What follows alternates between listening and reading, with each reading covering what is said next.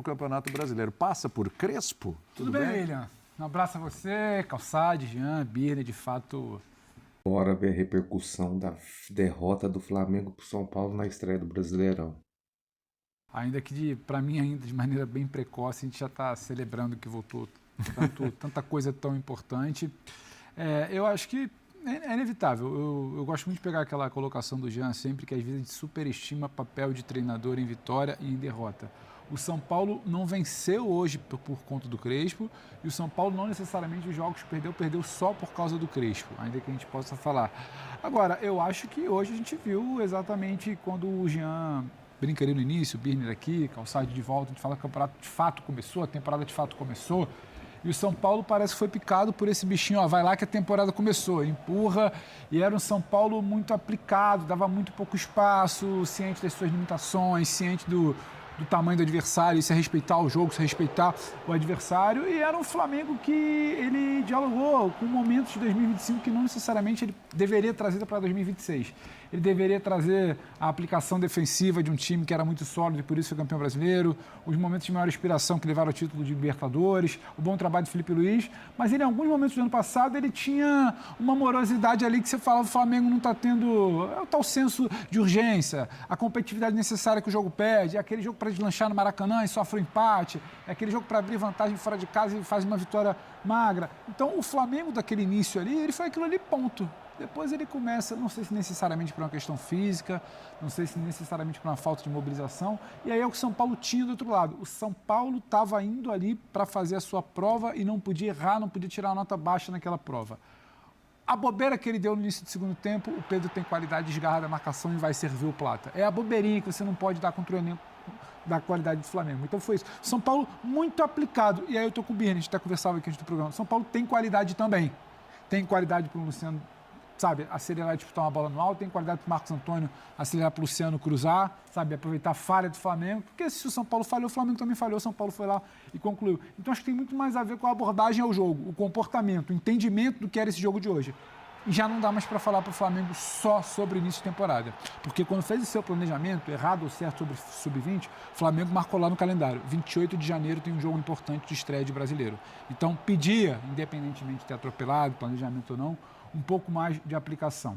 Tem qualidade do Pedro, tem a própria qualidade do Plata, que não vinha bem, mas se posicionou para fazer o gol. Foi um belo gol. Sabe, o Carrascal perde aquele gol ali no início que poderia ter sido uma qualidade para resolver, não resolveu, o jogo fica um pouco moroso. Agora, se tiver que diferenciar, eu acho que tem qualidade dos dois lados. São Paulo nesse patinho feio todo não. O São Paulo entendeu muito mais o que o jogo já estava pedindo, nisso que o Jean falou de que finalmente começou a temporada. O Flamengo acho que talvez achou que podia escolher. Pelo momento do clube, viu, Pedro? Sim, e acho que tem muita coisa com isso. Equipe, o Flamengo achou que poderia escolher o momento de acelerar esse início da temporada quando o vídeo já estava 2-1. Aí, o Flamengo gastou mais energia, só para fechar e passar para o Calçado, o Flamengo gastou mais energia na reclamação do lance final do que no jogo em si. É isso aí. Aliás, para quem está vendo a imagem agora não viu o jogo entender, viu uma confusão ali, uma expulsão. A expulsão foi depois que o jogo terminou. Os jogadores do Flamengo foram reclamar de um possível pênalti, né? Na última finalização do Flamengo ali no jogo. Tem gente no YouTube dizendo que foi. Cabeçada Então, do Bruno, defesa do Rafael, Arrascaeta pega a bola para finaliza para fora e teria sido, na visão dos rubro-negros, sabe, tocado ali, desequilibrado. Quando acaba o jogo, os jogadores do Flamengo vão para cima da arbitragem e aí pinta o cartão vermelho que foi para o Jorginho, né? Que você identificou ali. Eu acho, vai até confirmar. Eu achei que tinha. Foi o Jorginho, está confirmando aqui o Jorginho. No olho achei que tinha sido o Jorginho ali. A gente tinha acabado de chegar aqui no estúdio. A gente começou a ver o lance aqui muito na correria, então daqui a pouco a gente traz o lance para que a gente possa ver com calma também, analisar se foi ou não foi pênalti, na nossa opinião, né? Tem muita gente aqui realmente no YouTube já falando, foi pênalti, vocês não vão mostrar. Calma, a gente vai separar a imagem, daqui a pouco a gente vai mostrar direitinho. Temos uma hora e meia de programa. Temos 1h30 de programa, fiquei tranquilo, vai dar tudo certo, vai dar tudo certo. A gente odeia ter que ficar falando de arbitragem, mas é pauta, é assunto, se tem dúvida, se surge aí alguém pode ter sido beneficiado ou prejudicado, a gente tem que falar do lance, não tem jeito. Eu não odeio. Paulo Calçade, boa noite para você. Oi. Mais mérito do São Paulo ou demérito do Flamengo nesse jogo de Boa hoje? noite. Pô, tem um pouco de tudo aí, né? Até porque numa situação normal, você poderia acreditar que a quinta-feira seria um dia do São Paulo procurar um treinador. E não é isso que vai acontecer. Porque se o Flamengo vem e joga tudo que pode, coloca em campo as diferenças, as coisas ficariam muito ruins para o São Paulo. Mas você tem os dois lados. Você não pode atribuir... Eu diria que o São Paulo aproveitou uma oportunidade que o Flamengo ofereceu. Isso não quer dizer que o São Paulo não tenha feito nada e o Flamengo que jogou a favor e contra. Não é isso. E é muito difícil. Assim, o campeonato começou no mês de janeiro. Isso a gente não... É uma coisa que não acontece. Então, como o brasileiro será realmente levado pelos clubes num ano muito difícil, calendário ainda pior do que já não dá para a gente saber. A gente tem que conviver com isso para saber. Então, analisar o que está certo e o que está errado, quem serve e quem não serve, na primeira rodada do ano, é um negócio, realmente, é um exercício especial. Não dá para fazer. É claro que você sabe a história de São Paulo, o presidente renunciou, situação política complicadíssima, é triste, faltam jogadores, a capacidade de investimento é pequena e ele vem jogando nada. Aí você pega um time que tem... Gente, dá uma olhada nisso aqui. Quando o Flamengo toma a virada dentro de campo, tinham sido substituídos e entraram para jogar no segundo tempo. Aos 56, o Arrascaeta, aos 56 também, o Jorginho, o Samuel Lino e o Bruno Henrique entraram aos 63 minutos. O Flamengo tomou a virada com esses 4 dentro de campo. Olha o nível dos que estavam no banco para reformar um jogo. E o São Paulo, neste momento, não tinha nenhuma alteração. A primeira alteração de São Paulo foi aos 80 minutos. Por quê? Porque estava dando certo. O Crespo falou assim, eu não posso.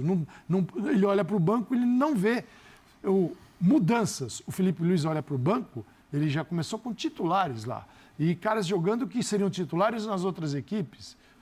Isso é a natureza do Flamengo. Então, o Flamengo deixou passar uma oportunidade enorme. Quando eu vi o início do jogo, você vê o Flamengo subindo, marcando saída, é um time estruturado, é um time coeso, com jogadores que lá estão há algum tempo, que tem muita qualidade técnica, e a qualidade técnica faz toda a diferença, como um Pedro que faz um passe de peito para o gol, que é algo, assim, pode parecer normal, para quem vai à praia, vê isso na praia o tempo todo, mas o que você vê na praia, fazer dentro de campo é um pouquinho diferente, e ele conseguiu fazer. É jogada de futebol aí. A qualidade técnica é absurda, você não compara. Só que o futebol não é só isso, cara.